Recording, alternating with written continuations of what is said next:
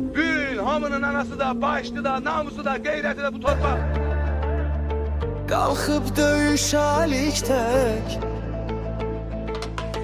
gözlərində qorxu yoxdur, sinəsində iman haqdır.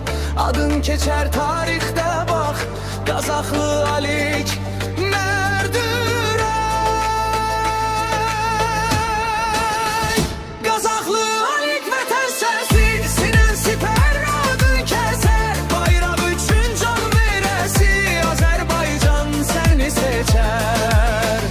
Qazaxlı Alik qoqaçınar, köklərin bu torpaqdadır. Sənin kimi oğul varsa, bu vətən heç vaxt yıxılmaz.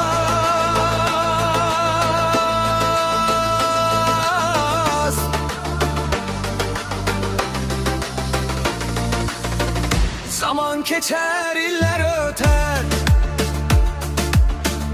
adın dastan kimi gəzər. Gənclər səndən örnək götər, mərdlik məktəbi izindir. Sözün düz yolun, hak yolu, qorxmaz ürək təmiz qolu. Sən qorudun bu bayrağı, bu torpaq sənə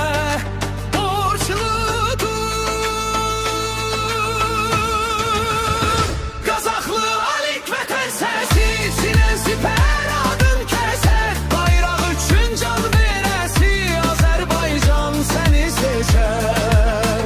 Qazaxlı Alik qoqaçınar, köklərin bu torpaqdadır. Sənin kimi oğul varsa, bu vətən heç vaxt yıxılmaz. Əyilmədi heç vaxt başın, sarsılmadı imandaşın. Seninle ucaldı sabahın, ey vətən oğlu, ey Alik. Son nəqarət, Qazaxlı Alik adın şərəf. Tarix səni yazdı qızıl, sənin kimi